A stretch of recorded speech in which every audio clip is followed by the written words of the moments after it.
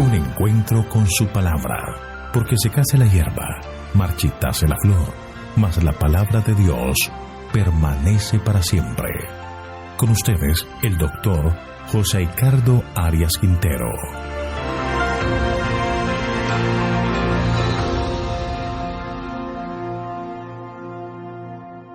Hoy vamos a estudiar Mateo capítulo 23, los versículos 1 al 12. Jesús acusa a escribas y fariseos. Te invito a orar. Padre eterno y bondadoso, te damos gracias, Señor, por tu amor, por tu bondad, por tu misericordia, por el perdón de pecados, y te pedimos en este momento de manera muy especial nos acompañes para que al abrir la Escritura el Espíritu Santo pueda guiarnos y pueda darnos entendimiento para comprender el mensaje que tienes para nosotros. Gracias, Señor, por concedernos tu bendición, pues lo pedimos en el nombre de Jesús. Amén.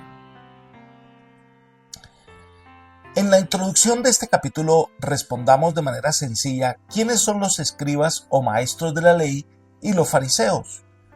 Lo primero que nosotros debemos recordar es que Israel, al salir de Egipto, fue llevado por el Señor al monte Sinaí, donde el Señor le establece como una nación y le entrega la ley escrita con su propia mano, describiendo los principios de su reino. Israel llegó a ser el pueblo de la ley de Dios. En uno de los escritos, en la Misna, que se conoce como los dichos de los padres, se da la siguiente explicación. Moisés recibió la ley en el monte Sinaí y se la transmitió a Josué, Josué a los ancianos a los profetas a los hombres de la gran sinagoga. Entonces debemos recordar que por su apostasía, Jerusalén, el templo de Jerusalén, fue destruido y fueron llevados cautivos a Babilonia. Como una manera de mantener la religión judía, comenzaron a reunirse en casas, después en lugares especiales que llegaron a llamarse sinagogas. Una vez que regresaban a Jerusalén, en la época de Esdras y Nehemías, se volvió a leer la ley de Dios. Ese estudio de la ley se le confió a los hombres de las sinagogas. De allí surgen los escribas, los estudiosos de la ley. En su afán de ampliar la obediencia a la ley, ellos crearon miles y miles de normas para definir, por ejemplo, el sábado no se debe trabajar. Entonces consideraron qué representaría trabajo. Crearon normas para obedecer el cuarto mandamiento de la ley de Dios. Y posteriormente, con la invasión de Antíoco IV Epífanes, hizo un intento de erradicar la religión judía y entonces allí profanó el templo. De allí surgen los fariseos. El nombre quiere decir los separados, y eran los hombres que dedicaban toda su vida al cumplimiento detallado y minucioso de todas las reglas y disposiciones que los escribas habían desarrollado. A lo largo de la amenaza que se cernía sobre ellos, decidieron dedicar toda su vida a una larga observancia del judaísmo en su forma más elaborada y ceremonial y legal. Eran hombres que aceptaron el siempre creciente número de reglas y normas religiosas extraídas de la ley. Berkeley los describe así. Así que los fariseos podían ser uno de dos cosas. Primero, eran consagrados legalistas. La religión era para ellos la observancia de todos los detalles de la ley. Pero segundo, y esto es algo que no se debe olvidar nunca, eran hombres que tomaban la religión desesperadamente en serio, porque nadie habría aceptado la tarea imposiblemente exigente de vivir una vida así, a menos que lo tomase absolutamente en serio. Podían, por tanto, desarrollar al mismo tiempo todos los defectos del legalismo y todas las virtudes de una autodedicación completa. Un fariseo podía ser o un legalista disecado arrogante o un hombre con una sincera y ferviente devoción a Dios. Teniendo en cuenta este breve bosquejo, vayamos a lo que nosotros llamaríamos el martes antes de la crucifixión. Jesús estaba en el templo, era la última vez que vendría a este lugar. Ha hecho milagros, ha impartido enseñanza, pero ha recibido cualquier cantidad de preguntas de debate teológico y práctico que tenían como objeto tratar de entrampar a Jesús. Probablemente estaba cayendo la tarde cuando pronuncia estas palabras que aparecen en Mateo capítulo 23, nuestro capítulo de estudio. Evidentemente, mediante sus vigorosas censuras dirigidas a los escribas y fariseos, procuraba quebrantar las cadenas que ataban al pueblo a la tradición y a quienes la perpetuaban. El capítulo 23 acusa a los fariseos y a los escribas. Vamos a estudiar este capítulo por secciones, y la primera parte son los versículos 1 al 12, donde el Señor aconseja que cuando se enseñan los principios de la ley de Dios, debemos escucharlos y obedecerlos. Jesús comienza diciendo, versículos 1 y 2, entonces habló Jesús a la gente y a sus discípulos diciendo, en la cátedra de Moisés se sientan los escribas y los fariseos. Antes se creía que la cátedra de Moisés era una figura literaria, como cuando decimos de una cátedra universitaria. Sin embargo, los arqueólogos han descubierto que realmente en las antiguas sinagogas judías había una silla donde se sentaba el escriba para impartir la enseñanza de la ley. Jesús agrega algo interesante, versículo 3. Así que todo lo que os digan que guardéis, guardadlo y hacedlo, pero no hagáis conforme a sus obras, porque dicen, pero no hacen. No debemos pensar ni por un momento que Jesús está aquí alabando a los escribas y fariseos por todas sus reglas y normas. No. Lo que está diciendo es esto. En tanto en cuanto estos escribas y fariseos os han enseñado los grandes principios de la ley que Moisés recibió de Dios, debéis obedecerlos. Jesús no pone en duda las enseñanzas de los escribas y los fariseos. Cuando enseñaban los principios de la ley de Dios, eran bien enseñados. Los oidores harían bien en hacer de esta enseñanza parte de su vida. El Señor hace resaltar es el hecho de que la vida de ellos no estaba en armonía con su excelsa profesión de piedad. Es decir, predican pero no practican. Decir y no hacer convierte a una persona en hipócrita. Los escribas y los fariseos profesaban absoluta lealtad a las Escrituras, pero no practicaban los principios de la ley que allí se enuncian. Jesús condena específicamente actitudes tales como una pretendida mayor santidad, la exhibición de piedad, el amor a la preeminencia en las actividades religiosas y seculares y a la codicia. Haríamos bien en examinar nuestras propias vidas a fin de ver si en ellas se encuentran rasgos de estos mismos males que hicieron la palabra fariseo se convirtiera en un sinónimo de hipocresía. Y enfatiza el Señor en el versículo 4. Atan cargas pesadas y difíciles de llevar y las ponen sobre los hombros de los hombres, pero ellos ni con un dedo quieren moverlas. Los escribas y los fariseos eran amos duros, pero ellos mismos no estaban dispuestos a llevar carga alguna. Estas cargas pesadas no eran parte de la ley mosaica, sino una cantidad de normas, tradiciones y leyes. Las exigencias rabínicas solo producían problemas y desánimo a los que intentaban cumplirlas. En la ley de Dios no hay nada que cause tristeza o cansancio. Esto ocurre solo con los detalles de las exigencias de las leyes humanas. Elena de White comenta al respecto. Los escribas y los fariseos aseveraban estar investidos de autoridad divina similar a la de Moisés.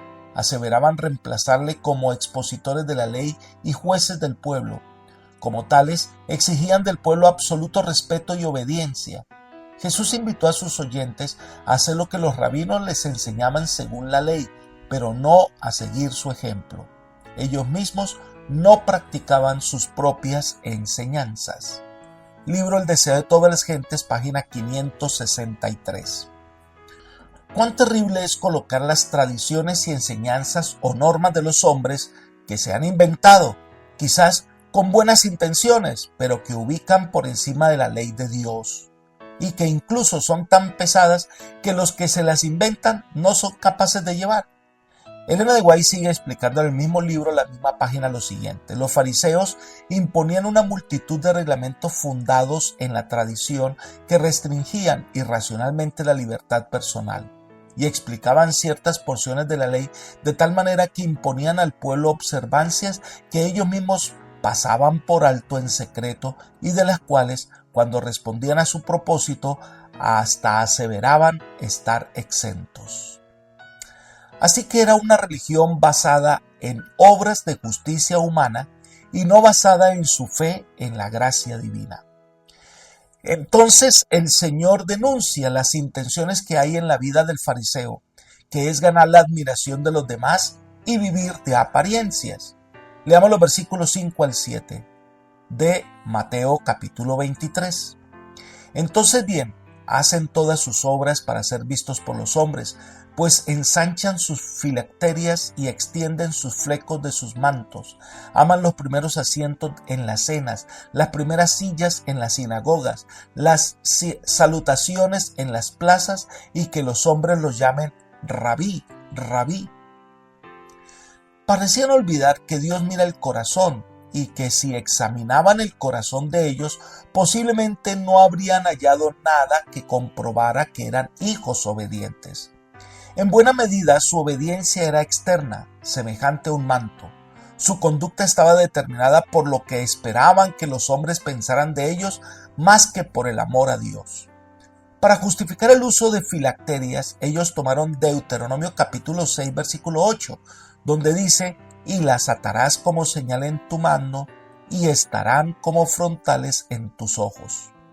Allí el Señor le pide que sus palabras estén presentes en la vida cotidiana. Elena de White comenta al respecto: estas palabras tienen un significado profundo a medida que se medite en la palabra de Dios y se la practica. El ser entero quedará ennoblecido.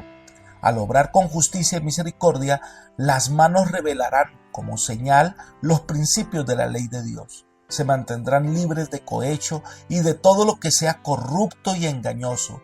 Serán activas en obras de amor y compasión. Los ojos dirigidos hacia un propósito noble serán claros y veraces. El semblante y los ojos expresivos atestiguarán el carácter inmaculado de aquel que ama y honra la palabra de Dios. Pero los judíos del tiempo de Cristo no discernían todo eso. La orden dada a Moisés habría sido torcida en el sentido de que los preceptos de la Escritura debían llevarse sobre la persona. Por consiguiente, se escribían en tiras de pergamino o filacterias que se ataban en forma conspicua en derredor de la cabeza y de las muñecas. Pero esto no daba a la ley de Dios dominio más firme sobre la mente y el corazón. Se llevaban estos pergaminos simplemente como insignias para llamar la atención. Se creía que daban a quienes los llevasen un aire de devoción capaz de inspirar, reverenciar al pueblo. Libro El deseo de todas las gentes, página 563. Ellos entonces lo tomaron literal. Los consejos dados por Moisés lo tomaron de manera tal que crearon las filacterias, de un verbo que significa vigilar, guardar. El sustantivo significa salvaguarda. Era una especie de cajitas o envolturas de cuero que contenían pasajes de la Torá y se la colocaban en la parte superior. Entonces algunos la llevaban como amuletos protectores. Además, llevaban los flecos de sus mantos, puesto que la ropa en la cual estaban estos flecos era usada para propósitos religiosos. El que fueran más visibles llamaría la atención al hecho de que el que los vestía era más piadoso de lo que exigían las leyes y más piadoso que los demás. El Señor también denuncia su aparente humildad, porque parecían religiosos buscando agradar a Dios, pero ellos amaban las primeras sillas, es decir, los lugares reservados para las personas importantes. La gente común se sentaba en el suelo o permanecía de pie.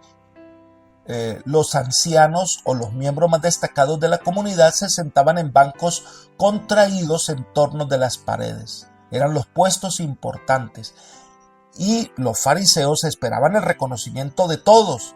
Ellos querían que todos lo llamaran rabí, rabí, que literalmente significa mi grande. Este título buscaba un reconocimiento especial. Era el reconocimiento de un hombre versado en la ley de Moisés y por lo tanto implicaba que su interpretación de los deberes religiosos allí prescritos era correcta y debía observarse. Esto tenía como objetivo sutil de dar prioridad a la autoridad humana antes que a la palabra expresa de Dios. Elena de White llama la atención sobre este punto en particular. Ella dice: si Cristo estuviese en la tierra hoy rodeado por aquellos que llevan el título de reverendo o reverendísimo, no repetiría su aserto, ni seáis llamados maestros porque uno es vuestro maestro, el Cristo. La Escritura declara acerca de Dios, santo y terrible, reverendo en inglés, es su nombre. ¿A qué ser humano cuadra un título tal? ¿Cuán poco revela el hombre de la sabiduría y la justicia que indica? ¿Cuántos de los que asumen este título representan falsamente el nombre y el carácter de Dios? ¡Ay! ¿Cuántas veces la ambición y el despotismo mundanales y los pecados más viles han estado ocultos bajo las bordadas vestiduras de un cargo alto y santo? Libro El deseo de todas las gentes, página 565. Tremenda situación de aquellos que viven solo de la apariencia. Jesús aconsejó a sus seguidores que no se guiaran por los que los hombres hacen, sino que buscaran a Dios y su voluntad, según aparece en las Sagradas Escrituras. Entonces Jesús presenta cuál debe ser la verdadera pretensión de los hijos de Dios, y es lo que va del versículo 8 al 12. Leamos el versículo 8 de Mateo capítulo 23. Pero vosotros no pretendáis que os llamen rabí, porque uno es vuestro maestro, el Cristo, y todos vosotros sois hermanos. Esta es una declaración enfática, es una advertencia dirigida a los discípulos, quienes no debían asumir un papel autoritario en asuntos de teología. Es más, los que siguen a Cristo habían de considerarse iguales. Ninguno debía ejercer autoridad sobre otro en asuntos de conciencia. No debía haber ninguna coerción, sino que enfatiza que todos son hermanos. En el reino de Dios nadie es superior a otros. Todos somos iguales. Nadie llegará al cielo exhibiendo títulos o posiciones religiosas. Todos llegaremos de la misma manera, como hijos de un Dios de amor. Elena de White enfatiza: los que en el espíritu y el amor de Jesús lleguen a ser uno con Él, estarán en estrecho compañerismo mutuo, unidos con las cuerdas de seda del amor. Entonces los vínculos de hermandad humana no estarán siempre en tensión, listos para romperse ante cualquier provocación. Todos vosotros sois hermanos, será el modo de sentir de cada hijo de la fe. Cuando los seguidores de Cristo sean uno con Él, no habrá ni primero ni último, no habrá a quienes se preste menos atención o se les dé menos importancia. Un bendito compañerismo mutuo y hermanable unirá a todos los que verdaderamente reciben al Señor Jesucristo dentro de una firme lealtad que no puede ser rota. Todos serán igualmente uno en Cristo. Manuscrito 28 del año 1897. Este debe ser el sentir de los discípulos de Cristo. Y añade Jesús en el versículo 9 y 10: y no llaméis Padre vuestro a nadie en la tierra, porque uno es vuestro Padre, el que está en los cielos. Ni seáis llamados maestros, porque uno es vuestro Maestro, el Cristo. Cuando dice que no llamaremos a nadie Padre en la tierra, no se refiere al vínculo familiar, sino que en este caso Padre es una referencia al título aplicado con frecuencia a los patriarcas como Abraham, Isaac y Jacob, y en general a los dignos varones de generaciones pasadas. Un ejemplo de este reclamo que le hacen a Jesús en Juan capítulo 8 versículo 43 dice: ¿eres tú acaso mayor que nuestro padre Abraham, el cual murió? También los profetas murieron. ¿Quién crees que eres? Aquí padre se refiere a la posición privilegiada que tenía Abraham. Por medio de él, el Señor dio origen al pueblo de Israel. Por eso ningún discípulo de Cristo debía exhibir o exigir que se lo llamara Padre, como asumiendo una posición de superioridad espiritual sobre otros. Elena de White afirma: Jesús dice que el cristiano debe recordar que tiene un solo Maestro que es Cristo y un solo Padre en la fe que es Dios. Todo el interés de los fariseos era vestirse y actuar de manera que llamara la atención e hiciera que todo el mundo se fijara en ellos. Todo el propósito del cristiano debe ser pasar inadvertido para que, si los demás ven sus buenas obras, no lo glorifiquen a Él, sino a su Padre del cielo. Cualquier religión que produce ostentación en las obras y orgullo en el corazón es una religión falsa. En el reino de Dios la grandeza se mide de manera diferente. El que quiera ser grande será un verdadero servidor, amando al prójimo, sirviéndole con amor, porque al final de la historia, el que se enaltece será humillado y el que se humilla será enaltecido. Repetidas veces Cristo había enseñado que la verdadera grandeza se mide por el valor moral. En la estima del cielo, la grandeza de carácter consiste en vivir para el bienestar de nuestros semejantes, en hacer obras de amor y misericordia. Cristo, el Rey de Gloria, fue siervo del hombre caído. Deseado de todas las gentes, página 565. Los principios que rigen el reino de Dios son ajenos a la manera en que el hombre ve las cosas, y nadie puede asumir una posición en la que los demás deben hacer o seguir sus indicaciones como ubicándose espiritualmente superior a los demás. En otra parte, Elena de White explica lo siguiente. Con estas palabras Cristo quiso decir que nadie debe colocar sus intereses espirituales bajo la dirección de otro como un niño es guiado y dirigido por su padre terrenal.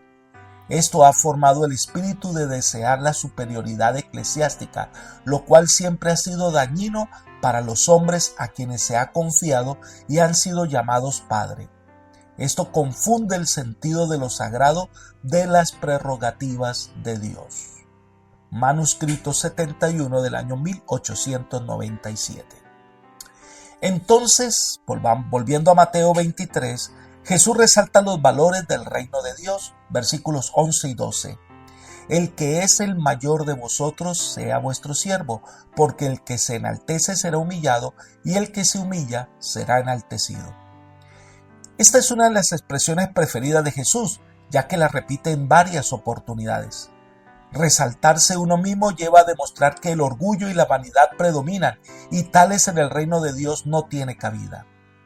Pero aquellos que se humillan delante de Dios y deponen su orgullo y vanidad y reconocen su necesidad de Dios, estos son bienvenidos en el reino de Dios. La verdadera grandeza que debemos buscar es la de ser siervo de Dios y de los hombres. Es no gratificar el yo, sino vivir como un hijo de Dios dispuesto a ayudar a otros. Elena de White afirma, repetidas veces Cristo había enseñado que la verdadera grandeza se mide por el valor moral. En la estima del cielo, la grandeza de carácter consiste en vivir para el bienestar de nuestros semejantes, en hacer obras de amor y misericordia. Cristo, el Rey de Gloria, fue siervo del hombre caído. Libro Deseado de todas las gentes, página 565. Esto es lo que el Señor espera de sus hijos. Apreciado amigo y hermano, hoy es día de venir humildemente ante el Señor, reconociendo nuestra necesidad de salvación. Dejemos el orgullo de un lado, dejemos nuestra hipocresía espiritual y vivamos una vida auténtica, aferrados de Jesús, reconociendo su grandeza y nosotros reconociendo nuestra impotencia y nuestro deseo de amarle y servirle constantemente. Que el Señor hoy te bendiga y te guarde y te guíe por sendas de paz, es mi oración por ti. Amén.